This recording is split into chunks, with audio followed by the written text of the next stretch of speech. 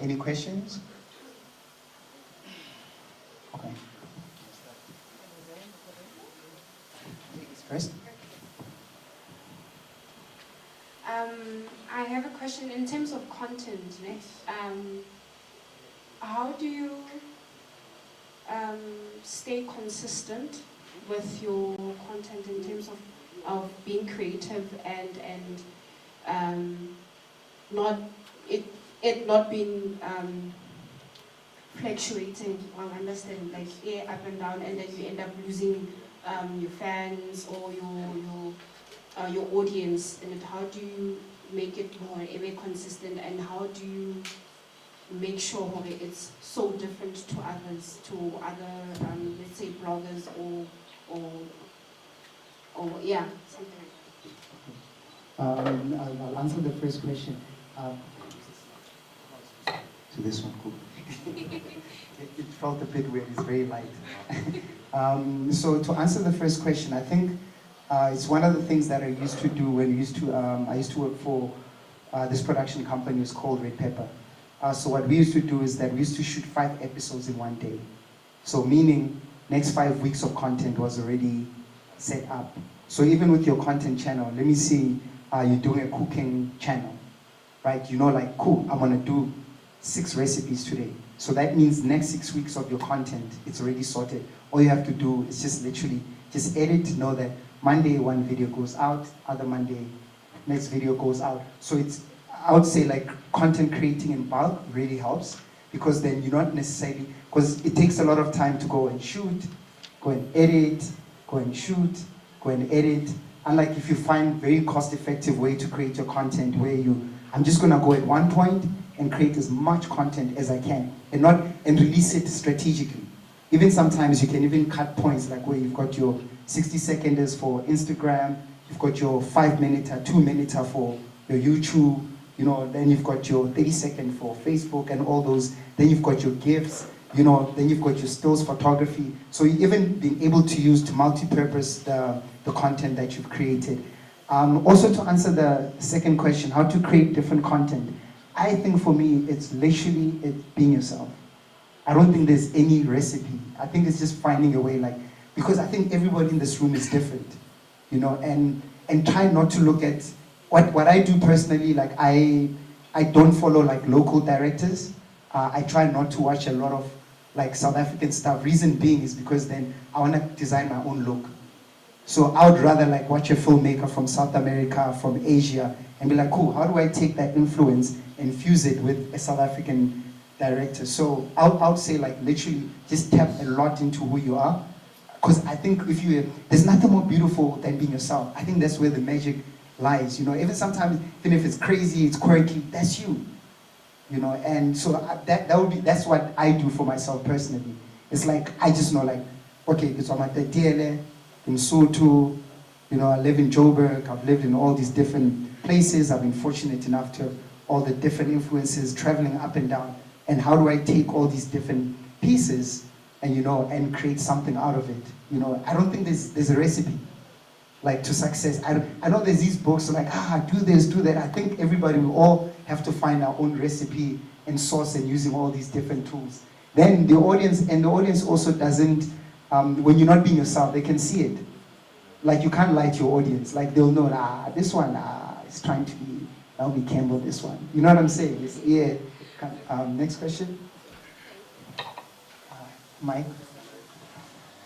I think second mic. Actually, it's not a question, but I just want to add on what you said. It's very true that cell phone that is useful, because I have a little testimony. I approach a Mango flight. Nice. Every time when I fly to wherever I'm flying to, yeah, they allow me to take a video. Nice. When the flight take off, yeah, or when the flight touchdown. Yeah. And I'm the only one. Normally, it's not allowed. The people who used to fly, they know you switch off the phone when you go up and when you go down. And those videos I show to one of the people that I communicate with most of the time. is the director Zuko Nodada. Oh yes, I think his film was playing here yesterday. Yeah, he's very impressed with those videos that we shot, and I just want to tell everyone that phone is very useful. Yeah. To some of the drama series that I've shot, or some of the clips that I've shot, I use the phone. Yeah. It's a very good quality. Yeah. My question to you is... Shout out to him, guys. Yeah. My question to you is, where's Mutebe? Amuteo. Oh, Amuteo is shooting some Netflix. I think he's in France right now. Yeah, so busy. I can put the last slide. There's a on my thing. Question? Cool. Hi, thank you for the info, very informative. One thing I would just like you to touch on as far as styling is concerned for most content creators. One thing in my experience that I've noticed is that it's one element that is still, I can say, a lot of content creators get away with camouflaging or overlooking because it adds to the depth of the story you want to tell. Yes.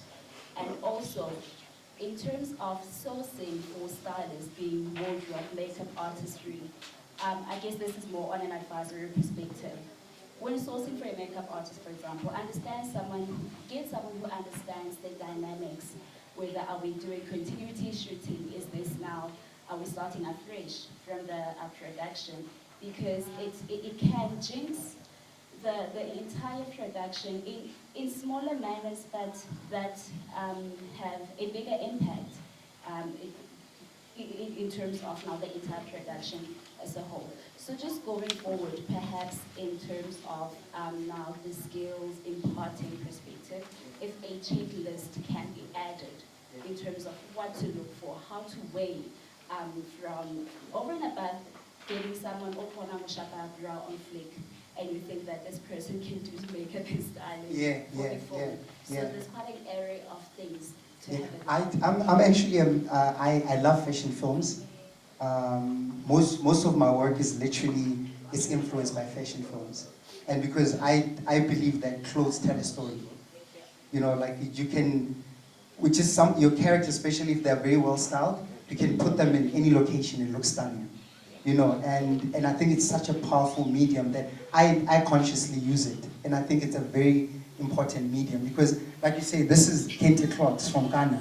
You know, my man here, like this, something green is like there's a tone to it that it gives you a certain feeling. Some people could even use this as like green screen and create memes and things like that. So I think you touched on a very important thing because it's just that for this talk, I didn't want to get into like the actual storytelling aspect of it, because I think there's so many other people who are actually going to touch on it, But like I was saying, the two have become easy, right?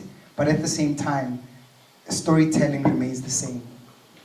All the important things, whether it's pre-production, production, post-production, makeup, styling, location, script, the content, that doesn't change. But I always felt like in the past, what stopped people from creating was always like, yo, I don't have the machine. Like, where do I put this content that I've created? How do I monetize it? How do I keep creating more? Because I think as black storytellers, we're very gifted. It's like from Ditumo, from Huroka, like from painting the houses. Like it's in our blood. Storytelling, I don't even think we necessarily have to. Like they've opened schools and everything, but I think it's in our blood. We are storytellers from Salbanyani, and I think those elements are very important. So even you with your YouTube channel, still follow the same concept of storytelling, because you still have to respect those different elements.